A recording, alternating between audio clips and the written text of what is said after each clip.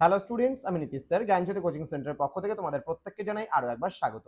তো আজকে আমি তোমাদের সঙ্গে আলোচনা করব সিধু কানু বিরসা ইউনিভার্সিটির অধীনস্থ যে সমস্ত ছাত্রছাত্রীরা যারা বিভিন্ন কলেজগুলোতে 6 সেমেস্টারে পড়াশোনা করছো তাদের জন্য আজকে মেজর পেপার 10 থেকে পলিটিক্যাল সায়েন্স সাজেশন 2026 নিয়ে আলোচনা করব। 10 মার্কসের গুরুত্বপূর্ণ প্রশ্নগুলো নিয়ে আলোচনা করব। এর আগে আমি 2 নম্বরের এবং তোমাদের সঙ্গে আলোচনা করেছিলাম 6 নম্বরের গুরুত্বপূর্ণ 5 নম্বরের গুরুত্বপূর্ণ প্রশ্নগুলো নিয়ে আলোচনা করা হয়ে গেছিল। কিন্তু আজকে আমি 10 নম্বরের গুরুত্বপূর্ণ প্রশ্নগুলো নিয়ে আলোচনা করব। যারা ফার্স্ট টাইম আমাদের ইউটিউব চ্যানেলে ভিডিওটি দেখছো তারা অবশ্যই চ্যানেলটিকে সাবস্ক্রাইব করে পাশে থাকা বেল আইকন অল প্রেস করে দাও, যাতে নেক্সট টাইম থেকে কোনো ভিডিও আপলোড করলে তার নোটিফিকেশন তুমি সবার আগে পেতে পারো। এছাড়া যারা ভাবছো যে অনলাইনে আমাদের ক্লাস জয়েন করবে, নোটস নেবে, তারা অবশ্যই যোগাযোগ করো আমাদের অফিসিয়াল নাম্বার 7076398606 নাম্বারে অথবা 6295916282 নাম্বারে।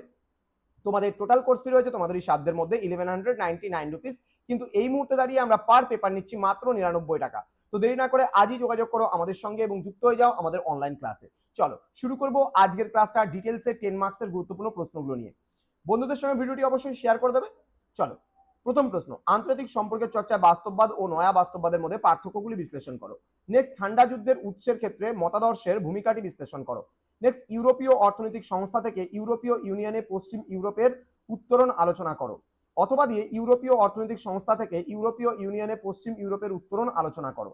নেক্সট, মার্গেনথাউ আন্তর্জাতিক সম্পর্কে বাস্তববাদী তত্ত্বকে কিভাবে আলোচনা করেছেন। অথবা দিয়ে হ্যান্স জে মার্গেনথাউ এর ধ্রুপদী বাস্তববাদী তত্ত্বটি বিস্তারিতভাবে আলোচনা করো। অথবা দিয়ে আন্তর্জাতিক সম্পর্কের ক্ষেত্রে বাস্তববাদের মূল নীতিগুলি আলোচনা করো। নেক্সট, ঠান্ডা লড়াই বলতে কি বোঝো, ঠান্ডা লড়াইয়ের ঐতিহাসিক পটভূমি ব্যাখ্যা করো। নেক্সট, আন্তর্জাতিক সম্পর্কে উদারবাদী দৃষ্টিভঙ্গি আলোচনা করো। অথবা দিয়ে আন্তর্জাতিক সম্পর্কের অধ্যয়নে উদারনীতিবাদ সম্পর্কে আলোচনা করো।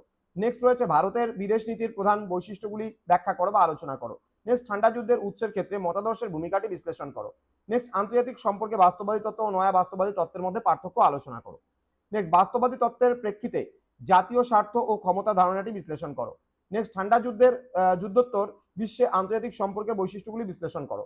নেক্সট, আন্তর্জাতিক সম্পর্কের পরিপ্রেক্ষিতে বাস্তববাদের উৎস ও নীতিগুলি বিশ্লেষণ করো। নেক্সট, বাস্তববাদী তত্ত্বের বিরুদ্ধে টিকনার এর যুক্তিগুলি ব্যাখ্যা করো। নেক্সট রয়েছে ভারতের বৈদেশিক নীতির মূল নীতিগুলি আলোচনা করো। পৃথক শাস্ত্র হিসাবে আন্তর্জাতিক সম্পর্কের উৎপত্তি ও বিবর্তন আলোচনা করো। অথবা দিয়ে আন্তর্জাতিক সম্পর্কের উৎস ও বিবর্তনের প্রক্রিয়াটি আলোচনা করো।